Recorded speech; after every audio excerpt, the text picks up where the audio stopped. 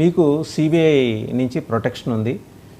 CBI నుంచి protection రావడానికి కారణం బీజేపీ నుంచి మీకు అదృశ్య శక్తి ఒకటి బీజేపీలో మిమ్మల్ని సపోర్ట్ చేస్తూ వస్తుంది, మీకు ఆశీర్వాదం ఇస్తూ వస్తుంది. ఇప్పుడు 2019 ముందు జగన్మోహన్ రెడ్డి గారు వారి కేసుల మీద ప్రతి శుక్రవారం కోర్టుకి అటెండ్ అయ్యేవారు కదా. కోర్టు ఎందుకంటే ఆయన పాదయాత్రలో ఉంటూ కూడా బ్రేక్ తీసుకొని కోర్టుకి అటెండ్ అయ్యేవారు.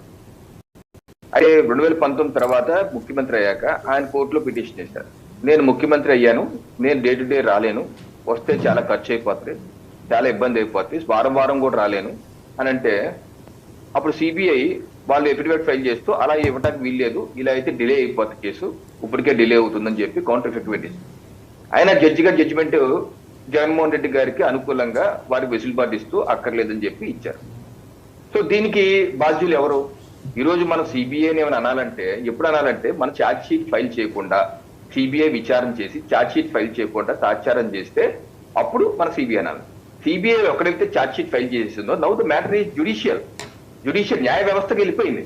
న్యాయ వ్యవస్థలోకి వెళ్ళిపోయినాక ఆ వ్యవస్థలో ఉన్నటువంటి రకరకాల వెసులుబాట్లు లోపాలు వాళ్ళకు ఉన్నటువంటి పెద్ద ఇన్ఫ్లుయెన్స్ పెద్ద పెద్ద డబ్బులు ఖర్చు పెట్టి పెద్ద పెద్ద లాయర్లు తీసుకొచ్చి కూర్చోబెడుతున్నారు.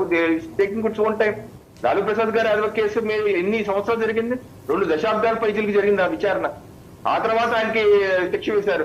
ఈ రోజు ఆయన జైల్లో లేరు, అనారోగ్య కారణాలు, నేను కదలలేకపోతున్నాను, మంచమే లేకపోతున్నాను చెప్పి బెయిల్ తీసుకొని బయటకు వచ్చి ఈ రోజు ఆయన షటిల్ ఆడుకుంటున్నారు, టెన్నిస్ ఆడుకుంటున్నారు, రకరకాల ఊళ్ళు తిరుగుతున్నారు. మరి ఇది కోర్టు కనిపించట్లేదా? సో నేననేది ఏంటంటే న్యాయ వ్యవస్థలో రకరకాలు ఉన్నాయి.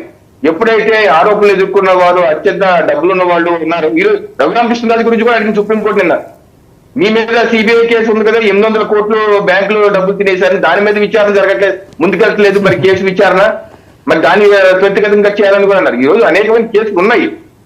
5.5 కోట్ల కేసులు మొన్న పార్లమెంట్ లో చెప్పారు వసుదేవన్ గారు.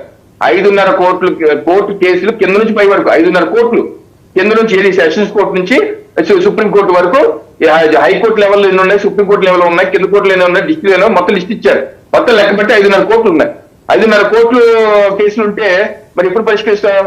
అలాగే ఇందాక అన్నారాలు కేంద్ర ప్రభుత్వం కోర్టులకి ఎస్టాబ్లిష్ డబ్బులు ఇవ్వట్లేదు. ఎందుకు ఇవ్వట్లేదు? అడిగినంత వరకు ఏ కోర్టులు అడిగినంత వరకు, న్యాయమూర్తులు అడిగినంత వరకు వెంటనే డబ్బులు ఇస్తున్నారు.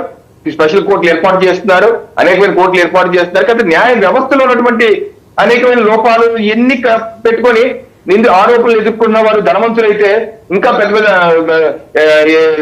ఆయన అన్నారు కదా రోహతక్ బిఏ అటువంటి వాళ్ళు గంటకి 30 లక్షలు 40 లక్షలు 50 లక్షలు తీసుకున్న వాళ్ళందరూ తీసుకొచ్చి పెట్టి కాలికేస్తే ఏలికి అస్తికేసి సాగుతుంది. ఇందాక రామ్నాథ్ గారు చెప్పినట్టు వ్యవస్థలో లోపాలు ఉన్నాయి, చట్టాల్లో లోపాలు. అందుకనే కేంద్ర ప్రభుత్వం కూడా కొత్త చట్టాలు, న్యాయ సంహిత ఇటువంటి కొత్త చట్టాలు చేసింది, 3 చట్టాలు చేసినాయి, సిఆర్పిసి రద్దు చేసి ఏం చేసింది. ఎందుకంటే త్వరితగతం జరగాలని ఎన్ని ప్రక్షాళన జరుగుతుంది. ఈ రోజు ఇన్స్టెంట్ జస్టిస్ ఇప్పుడున్న న్యాయ వ్యవస్థలో ఇన్స్టెంట్ జస్టిస్ మారింది, ప్రభుత్వం చేయలేటండి. అది ఎందుకు కుదరదండి. న్యాయ వ్యవస్థలో ఉన్నటువంటి మీకు తెలిసి పెద్దలు 10 మంది నేరగాలు తప్పించుకున్నా పర్లేదు కానీ ఒక అమాయకుడు మాకు శిక్ష పడకూడదు అంటారు. ఈ వ్యవస్థలో అనేకమైన ఉన్నాయి. సో దాని అంత మాత్రం చేత మనం వాళ్ళని బీజేపీ ఎలా చేస్తుంది, సిబిఐ ఎలా చేస్తుంది ఇలా అనుకుంటా కూర్చుంటే